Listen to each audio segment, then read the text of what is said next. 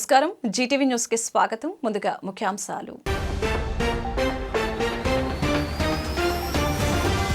అర్హులైన సంక్షేమ పథకాల అందని లబ్ధిదారుల ఖాతాలకు 97.76 కోట్లు విడుదల చేసిన ముఖ్యమంత్రి జగన్. ఏ ఒక్కరూ అర్హత ఉండి సంక్షేమ పథకాలు కోల్పోకూడదనే ధ్యేయంతోనే ఈ కార్యక్రమాన్ని చేపట్టామని వెల్లడి. వచ్చే ఎన్నికల్లో వైసీపీని ప్రజలు భూస్థాపితం చేస్తారన్న జనసేన నేత ఎమ్మెల్సీ వంశీకృష్ణ శ్రీనివాస్. వచ్చే ఎన్నికల్లో జనసేన టీడీపీ కూటమి విజయమే ధ్యేయంగా ముందుకు సాగుతామని స్పష్టం. రోజురోజుకు ఉధృతమవుతున్న అంగన్వాడీ వర్కర్ల సమస్య పరిష్కార పోరాటం. వినూత్న రీతిలో భిక్షాటన చేసి నిరసన తెలిపిన అంగన్వాడీలు. 2024 ఎన్నికల్లో ఏజెన్సీలో అధిక శాతం ఉన్న వాల్మీకి కులస్తులకే వైసీపీ సీట్లు కేటాయించాలని డిమాండ్ చేసిన ఆదివాసీ వాల్మీకి సంక్షేమ సంఘం. ఇతరులకు సీట్లు ఇస్తే ఓటమి తప్పదని హెచ్చరిక.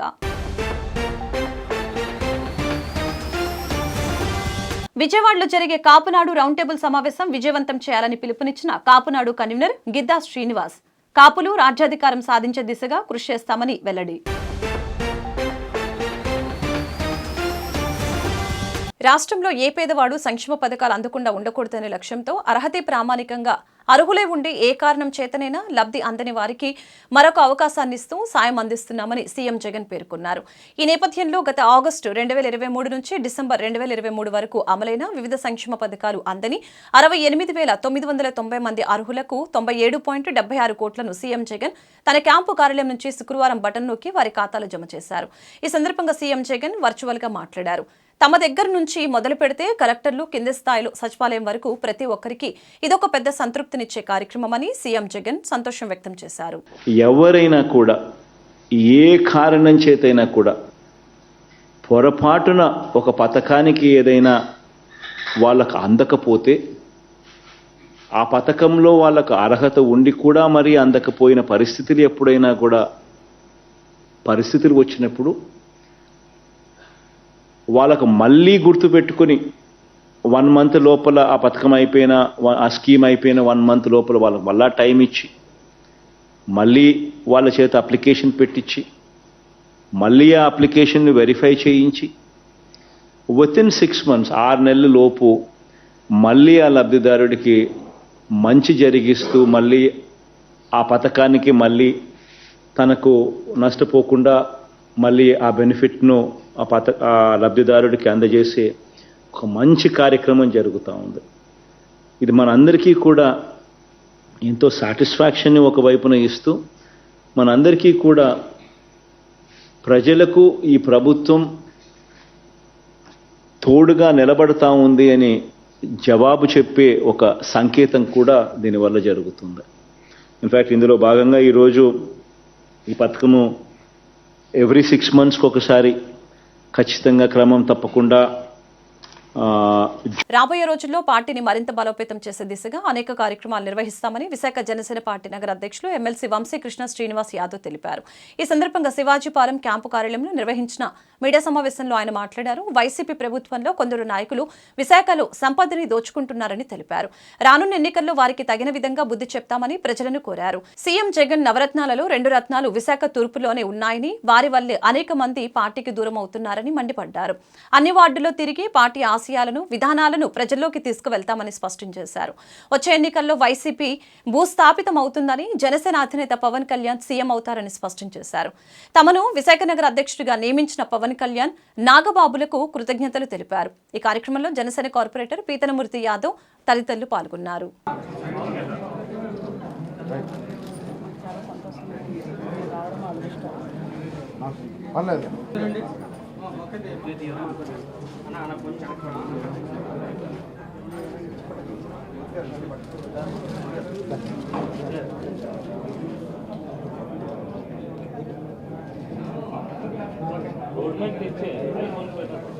నిన్నే మనం చూసాం, కన్నీరు పెట్టుకుంటున్నారు.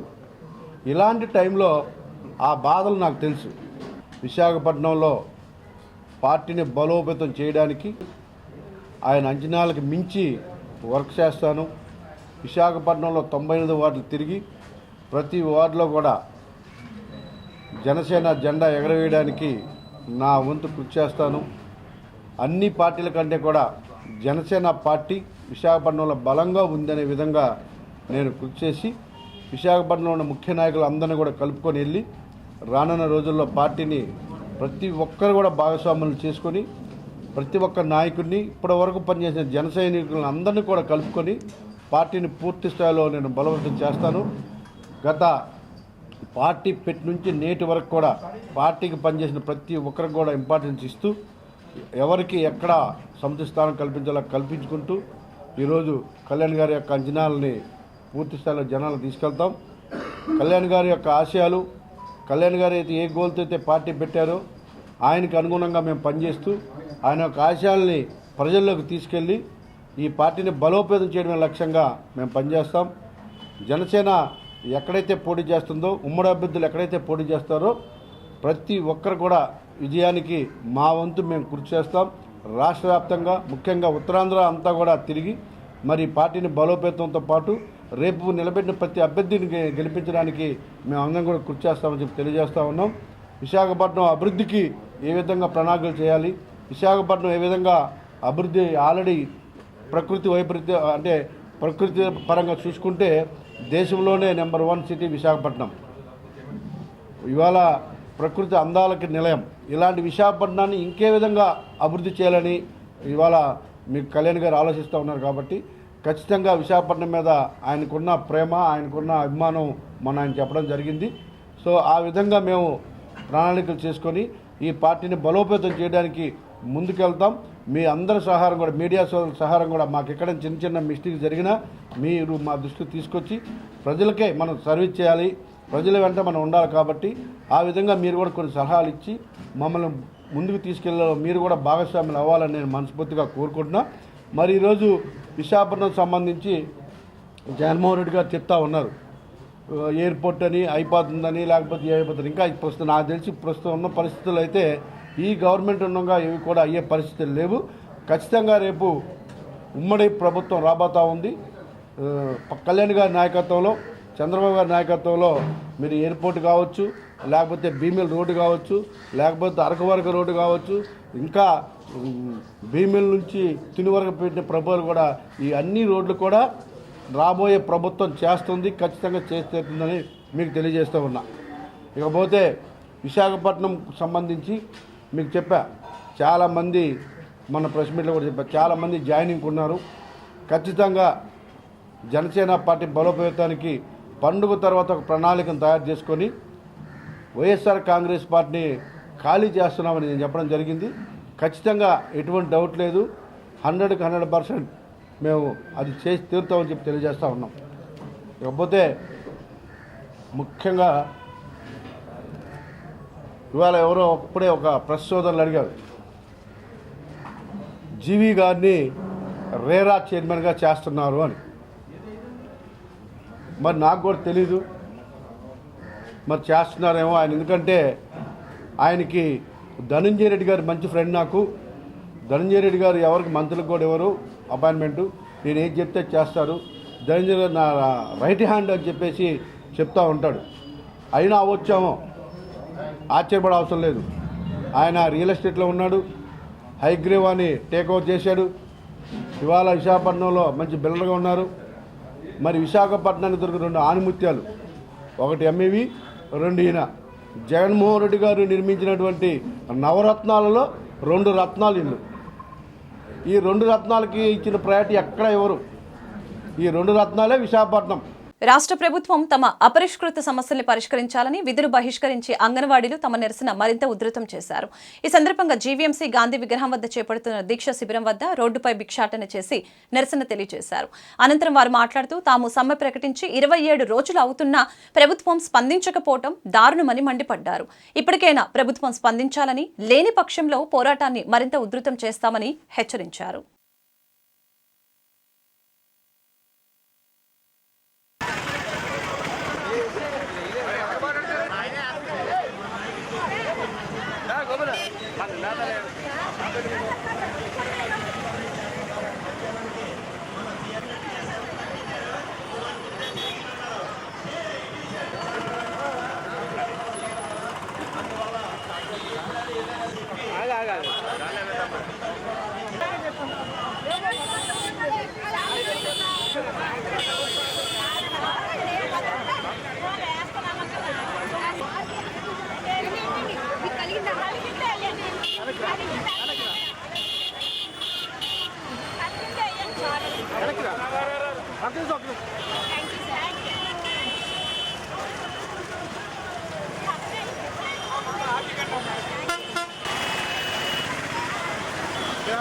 ఈ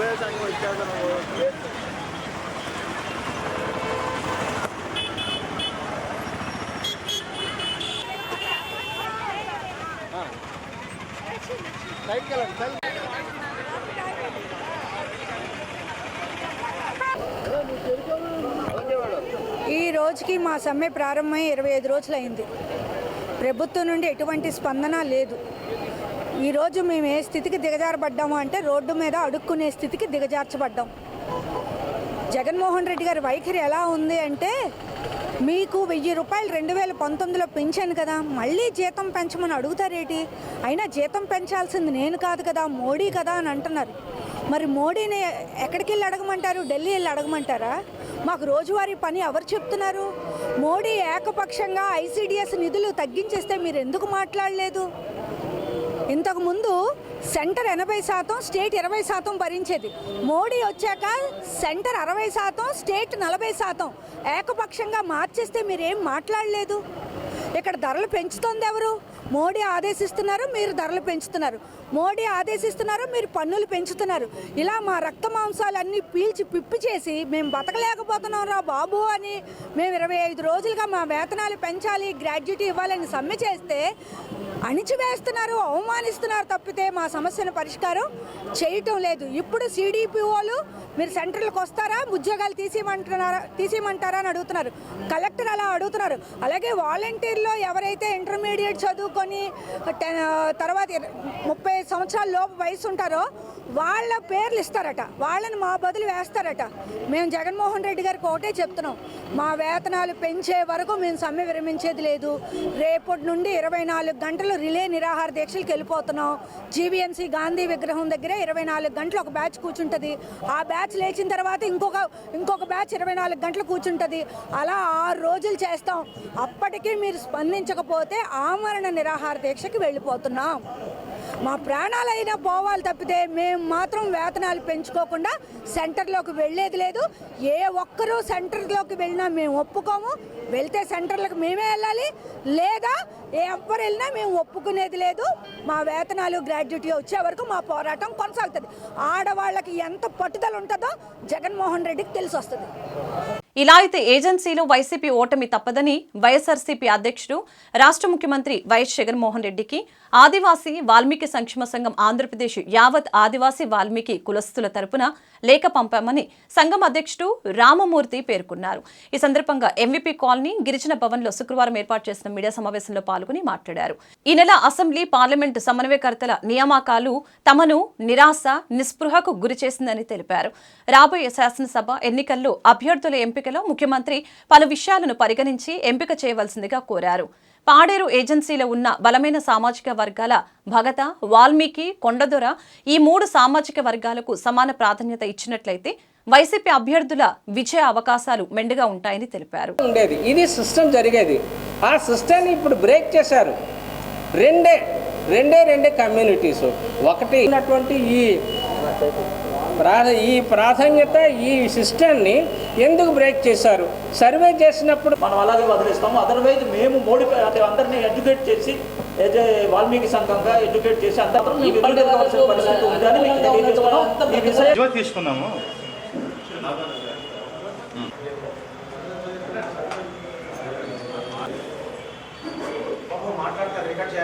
రాజకీయ రిజర్వేషన్ల కోసమని మళ్ళీ ఉద్యమించవలసిన పరిస్థితులు ఇప్పుడు గవర్నమెంట్ తీసుకు చెప్పేసి నేను భావిస్తున్నాను.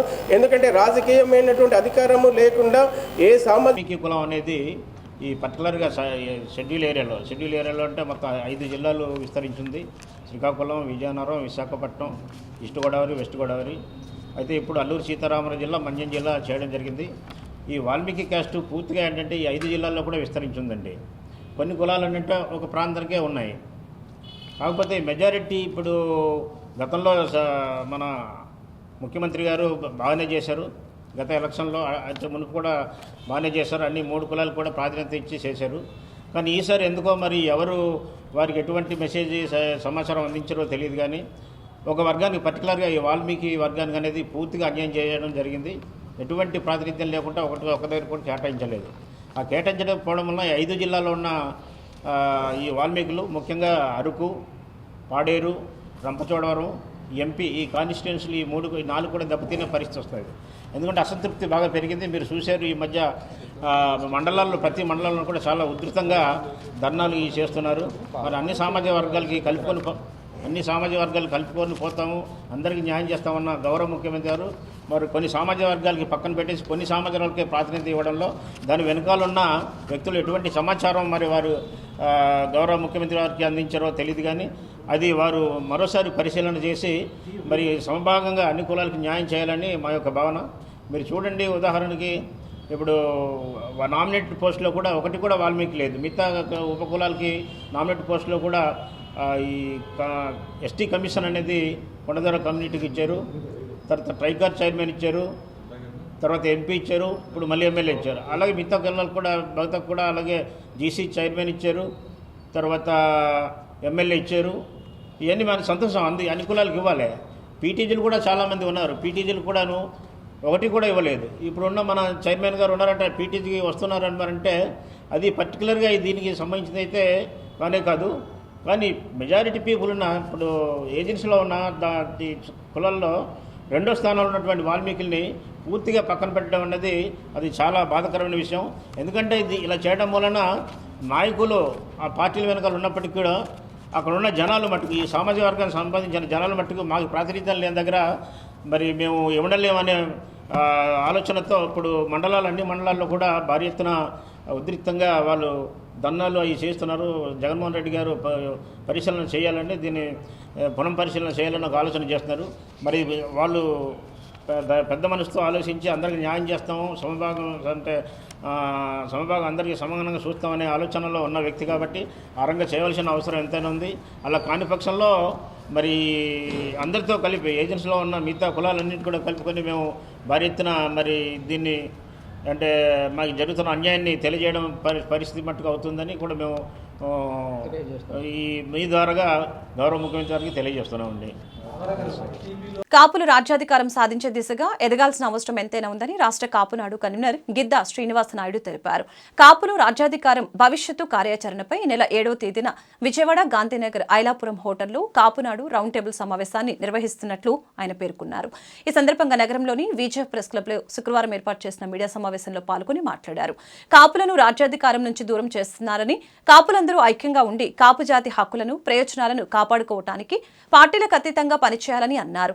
కొందరు కాపుల ఆత్మగౌరవాన్ని తాకట్టు పెడుతున్నారని విమర్శించారు.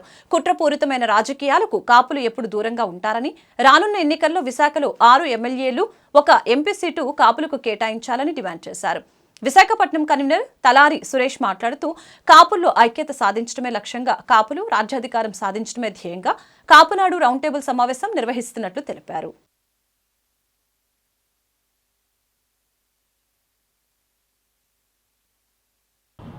గత 20 సంవత్సరాలుగా మిర్యాల వెంకటరావు గారు, పిల్లా వెంకటేశ్వర గారి కమిటీల్లో విద్యార్థి దశ నుండి యువ కాపునాడులో ఆంధ్రప్రదేశ్ రాష్ట్ర కాపునాడు నుండి మీకు ప్రత్యేక అభినందనలు తెలియజేస్తున్నాం.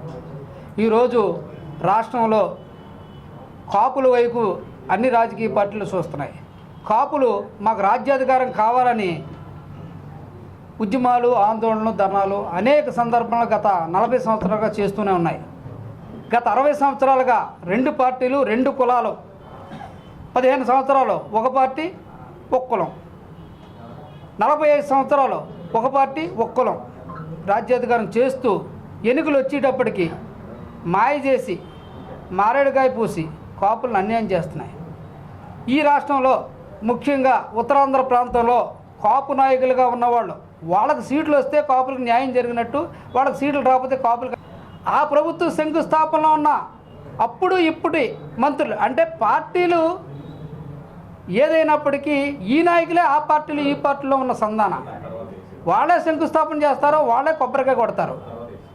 ఇదే స్థలాన్ని ఈ ప్రభుత్వం దోసేస్తే, దగా చేసి వేరే వాళ్ళకి కేటాయిస్తే, అదే గతంలో ప్రజాప్రతినిధిగా ఉన్న వ్యక్తి ఈరోజు మంత్రిగా శంకుస్థాపన చేయడం జరిగింది. ప్రజెంట్ ఉన్న మంత్రి కానీ, చోడవరం అంటే క్యాబినెట్ ర్యాంకులో ఉన్నటువంటి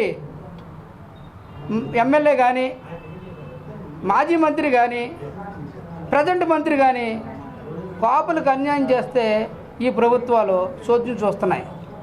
మేము ముఖ్యంగా డిమాండ్ చేసేది ఏంటంటే కాపులు రాజ్యాధికారం కోసం చూస్తున్నారు. ఈ పార్టీలు ఈ ప్రభుత్వాలు తర్జన భర్జన చేసి మార్పులు చేర్పులు చేసి అదిగో ఇదిగో అని చివరికి ఎన్నికలు వచ్చేసినప్పుడు కాపులకు అన్యాయం చేయాలని చూస్తే గతంలో కాదు, ఈసారి తగిన మూల్యం చెల్లించక తప్పదు. సమైక్యాంధ్ర ఉద్యమం రాష్ట్ర విభజన జరగాలి, కాపులకు రాజ్యాధికారం కావాలని కాపులు ప్రయత్నం చేస్తే కాపులకు తీవ్ర ద్రోహం జరిగింది. ఇప్పుడు కూడా విశాఖ జిల్లాలో గత 40 సంవత్సరాల చరిత్ర చూస్తే 8-9 సీట్లు కాపులు నెగ్గారు. భీములి, చోడవరం, పెందుర్తి, గాజువాక, యలమంచిలి, విశాఖ నార్త్ ఇవన్నీ కూడా ఎమ్మెల్యేలుగా గతంలో ప్రజెంట్ కాపులు పరిపాలన చేస్తూనే. అనకాపల్లి ఎంపీలో గుడివాడ అమర్నాథ్ గారి దగ్గర నుంచి గంటా శ్రీనివాసరావు గారు, అవన్ శ్రీనివాసరావు గారు ఎంపీలుగా చేశారు. ఈరోజు ఈ ప్రభుత్వాలు దోబూతులాడుతున్నాయి. ఎంపీ సీట్ ఇవ్వడానికి కూడా, రాజ్యాధికారంలో మమ్మల్ని భాగస్వాములు చేసుకోవడానికి కూడా వెనకాడుతున్నాయి.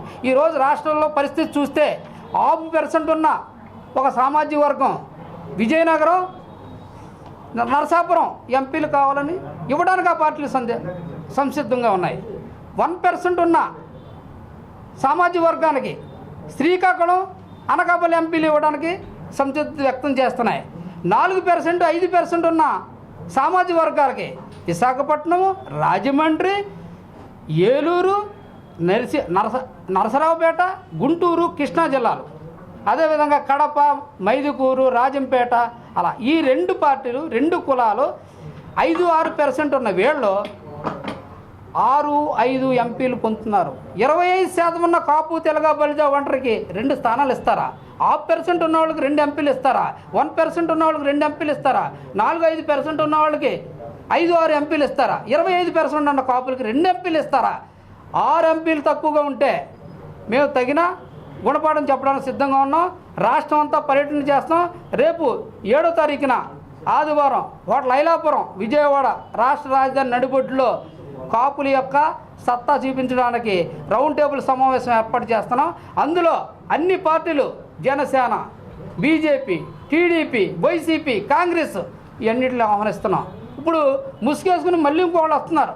అంటే ఇప్పుడు వరకు రాజ్యాధికారం పొందింది కాకుండా తగుదనమ్మ అంట, మాకు ఈ రాష్ట్రంలో సంబంధం లేదు, మాకు ఈ రాష్ట్రంలో సభ్యత్వం లేదు, మేము ఈ రాష్ట్రానికి ఏ విధమైన మేము వెళ్ళిపోయాం దూరంగా, ఆ రాష్ట్రంలో పార్టీ పెట్టుకున్నాం అని వ్యక్తి ఈ రాష్ట్రంలో ఎందుకు వస్తున్నారు?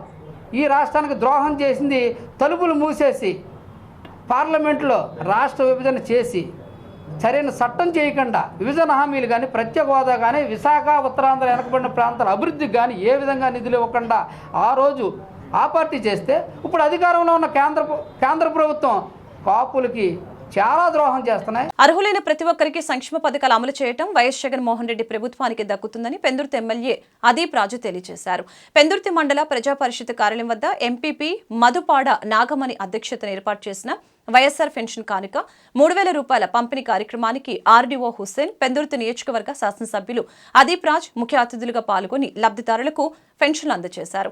అనంతరం వారు మాట్లాడుతూ కరోనా కష్టకాలంలో కూడా ప్రతి ఒక్కరికి సంక్షేమ పథకాలను అందజేసిన ఘనత వైఎస్ జగన్ కి దక్కుతుందని తెలిపారు. అవ్వకముందమ్మా పెన్షన్ విధానం ఏ రకంగా ఉండేది? ఊరికి 15-20 పెన్షన్లు ఉండేవి. రాజశేఖర రెడ్డి గారు ముఖ్యమంత్రిగా అవ్వకముందు ఊరికి 15-20 పెన్షన్లు ఉండేవి. అవి కూడా ఎంత? కేవలం 75 రూపాయలు ఉండేది. 75 రూపాయలు ఉండేది. ఎవరికైనా కొత్తగా పెన్షన్ కావాలి అంటే ఆ ఉన్నటువంటి 15 మందిలోనో 20 మందిలోనో ఎవరైనా కాలం చెల్లితే తప్ప ఈ పెన్షన్ వచ్చేది కాదు.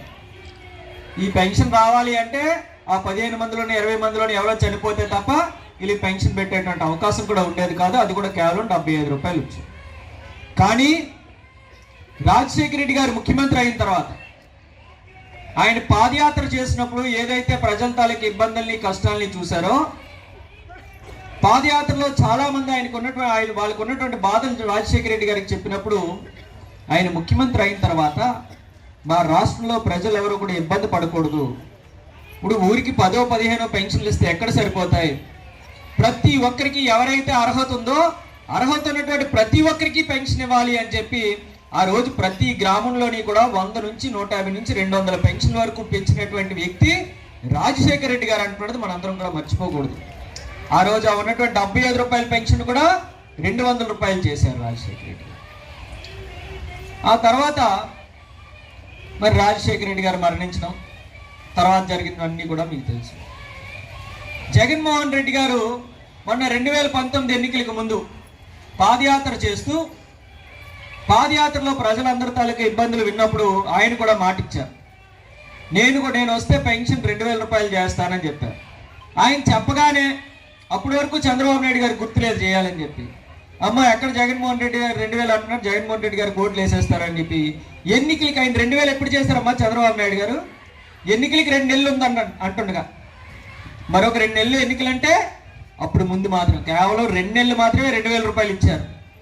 కానీ జగన్మోహన్ రెడ్డి గారు మా ప్రభుత్వం వస్తే ఈ 2000 కాదు పెంచుకుంటూ 3000 రూపాయలు చేస్తారని చెప్పడం జరిగింది. అలాగే మొదటి ముఖ్యమంత్రి అవగానే 2250, 2500, 2750, ఇప్పుడు ఎంతమ్మా 3000 రూపాయలు మీ అందరికీ కూడా పెన్షన్లు మీకు ఇచ్చేటువంటి కార్యక్రమం. మరి ఇవాళ సంక్రాంతి పండుగ ముందు మరి వాళ్ళు ముందుగానే సంక్రాంతి పండుగ వచ్చిందా అనేటువంటి విధంగా మరి ఇక్కడ ఉన్నటువంటి పెద్దలందరూ మొహాల్లో ఆనందం చూస్తుంటే చాలా సంతోషంగా ఉంది. ఇందాకలా నాకన్నా ముందు మాట్లాడిన పెద్దలు కూడా చెప్పారు, గతంలో పెన్షన్ కావాలి అంటే మన ప్రభుత్వం అధికారంలోకి వచ్చే వరకు ఏ రకమైనటువంటి ఇబ్బందులు ఉండేది. మనం వెళ్ళి గంటల పంచాయతీ ఆఫీస్ దగ్గర నిలబడేవాడిని. ఎండైనా వానైనా చలైనా ఏది వచ్చినా సరే పంచాయతీ ఆఫీస్ దగ్గర మనం వెళ్ళి గంటలు నిలబడాలి. పాపం బాగా ముసలి వాళ్ళు, వికలాంగులు, కాళ్ళు లేని వాళ్ళు, చేతులు లేని వాళ్ళ పరిస్థితి అయితే ఇంకా ఇబ్బందిగా ఉండేది. మున్సిపల్ ఉద్యోగుల దీర్ఘకాలిక న్యాయపరమైన డిమాండ్లను పరిష్కరించుకునే దిశగా కృషి చేసేందుకు జనవరి 7వ తేదీ ఆదివారం గురజాడ కళాక్షేత్రానికి జీవీఎంసీ మున్సిపల్ ఉద్యోగులందరూ హాజరు కావాలని AP JAC Amaravati state general secretary Palisetti Damodar Rao విజ్ఞప్తి చేశారు. ఈ సందర్భంగా శుక్రవారం ఆయన జీవీఎంసీ ప్రధాన కార్యాలయంలోని జేమ్స్ కార్యాలయంలో ఏర్పాటు చేసిన పాత్రికేయుల సమావేశంలో జీవీఎంసీ జేమ్స్ గౌరవ అధ్యక్షులు వివి వామనరావుతో కలిసి ముఖ్య అతిథిగా పాల్గొన్నారు. ఈ సందర్భంగా AP JAC state general secretary మాట్లాడారు.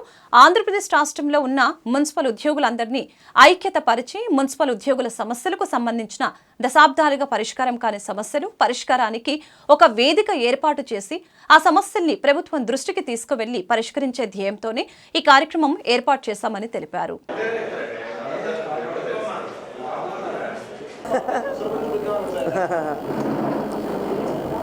సమక్షంలో మున్సిపల్ కార్పొరేషన్లో కూడా ప్రతి ఉద్యోగి ఎదుర్కొంటున్నటువంటి సమస్యలు వాళ్ళ మంత్రుల దృష్టిలోకి తీసుకురావడమే కాకుండా తద్వారా ప్రభుత్వం దృష్టిలోకి తీసుకువెళ్ళడము. అలాగనే అందరికీ నమస్కారం. నా పేరు వివి వామనరావు. నేను ministerial greater Visakhapatnam ministerial employees association గౌరవాధ్యక్షుడిని, అలాగనే GVMC staff and workers union అధ్యక్షుడు. ముఖ్యంగా ఆంధ్రప్రదేశ్ రాష్ట్రంలో ఉన్నటువంటి మున్సిపల్ కార్పొరేషన్స్ అయితే ఏవైతే ఉన్నాయో అందులో జీవీఎంసీ అనేటటువంటిది ఒక ప్రత్యేకం. ఏ రకంగా అంటే ఆంధ్రప్రదేశ్ స్టేట్లో ఎక్కడా లేనటువంటి విధంగా ఓన్లీ జీవీఎంసీలోనే యూనియన్ ఎన్నికలు అనేటటువంటివి జరుగుతాయి. ఇందులో ఫ్రమ్ టాప్ టు బాటమ్ అందరూ కూడా ఇన్వాల్వ్ అవుతారు, అందరూ కూడా వాళ్ళు ప్రాతినిధ్యం వహిస్తారు.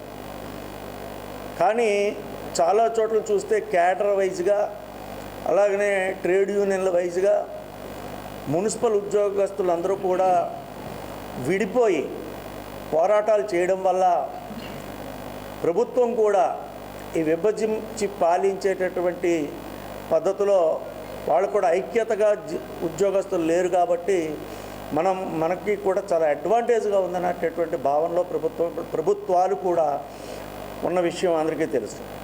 అయితే దీని నుంచి గట్టెక్కాలి అనుకుంటే జీవీఎంసీలో అయితే ఏ రకంగా అయితే మొత్తం అందరూ కూడా ఒకే గొడుగు కింద వచ్చి చేసాము, అయినప్పటికీ కూడా కేవలం అది జీవీఎంసీ తాలూకు సమస్యల వరకే పరిష్కారం చేయగలుగుతున్నాం తప్ప రాష్ట్ర స్థాయిలో ఒక బలమైన రిప్రజెంటేటివ్ అసోసియేషన్గా అది ప్రొజెక్ట్ అవ్వటం లేదు. ఈ విషయాల్లో మేము కొన్ని సంప్రదింపులు చేసిన తర్వాత రాష్ట్రంలో ఉన్నటువంటి మున్సిపల్ కార్పొరేషన్ 17 మున్సిపల్ కార్పొరేషన్లకి సంబంధించి అక్కడ ఉన్నటువంటి సర్వీస్లో ఉన్న ఎంప్లాయీస్ అందరూ కూడా, ఆ సర్వీస్లో అంటే పర్మనెంట్ ఎంప్లాయీస్, ఆల్ క్యాడర్సు, అలాగనే అవుట్సోర్సింగ్ ఎంప్లాయీస్ కూడా, వీళ్ళందరినీ కూడా ఒకే తాటి మీదకి తీసుకొచ్చి Andhra Pradesh state municipal services employees association అనేటటువంటిది ఫామ్ చేస్తే ఒక బలమైన ఆర్గనైజేషన్ అనేటటువంటిది ఒకటి రాష్ట్రంలో మున్సిపల్ ఉద్యోగులకి ప్రాతినిధ్యం వహించే అవకాశం ఉంటుంది అనే ఆలోచనతో దీని మీద చర్చించడం జరిగింది. అయితే ఇప్పుడు రాష్ట్రంలో ప్రభుత్వాలతో సంప్రదింపులు జరుపుతున్నటువంటి టీచింగ్ వాళ్ళు కాకుండా ఉన్నటువంటివి చూస్తే ఎన్జిఓస్ అసోసియేషను, అలాగనే ఏపీజేఏసీ అమరావతి నుండి కూడా ఒక భారీ ఎత్తున ఊరేగింపు తీసి అక్కడికి సభాస్థలికి వెళ్ళిన తర్వాత సభాస్థలిలో ఈ కార్యక్రమాలు జరుగుతాయి. ఈ కార్యక్రమానికి మన రాష్ట్ర మంత్రివర్యులు మున్సిపల్ శాఖ మార్చులు ఆదిమూలపు సురేష్ గారిని, అలాగనే మరి మంత్రివర్గ సంఘంలో ఉపసంఘంలో ఉన్నటువంటి గౌరవనీయులు గత మున్సిపల్ మంత్రివర్యులు మున్సిపల్ శాఖ మంత్రివర్యులు బొత్స సత్యనారాయణ గారిని పిలవడం కూడా జరిగింది. అలాగనే మన విశాఖపట్నంలో పెడుతున్నాం కాబట్టి గౌరవ మేయర్ గారిని కూడా ఇన్వైట్ చేయాలనేటటువంటిది ఆలోచనతో పిలిచాము. ఎందుకంటే ఆవిడ కూడా ప్రథమ మహిళ. తప్పకుండా. వార్తలు ముగించే ముందు ముఖ్యాంశాలు మరొకసారి. అర్హులైన సంక్షేమ పథకాలు అందని లబ్ధిదారుల ఖాతాలకు 97.76 కోట్లు విడుదల చేసిన ముఖ్యమంత్రి జగన్. ఏ ఒక్కరూ అర్హత ఉండి సంక్షేమ పథకాలు కోల్పోకూడదనే ధ్యేయంతోనే ఈ కార్యక్రమాన్ని చేపట్టామని వెల్లడి.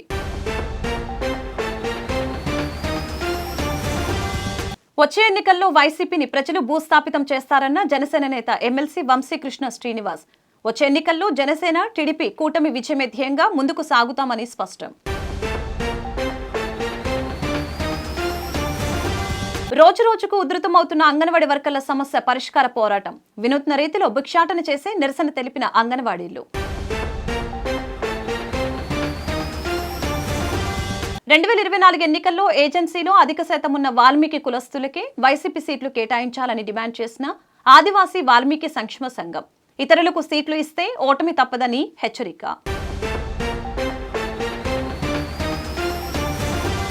విజయవాడలో జరిగే కాపునాడు రౌండ్ టేబుల్ సమావేశం విజయవంతం చేయాలని పిలుపునిచ్చిన కాపునాడు కన్వీనర్ గిద్దా శ్రీనివాస్.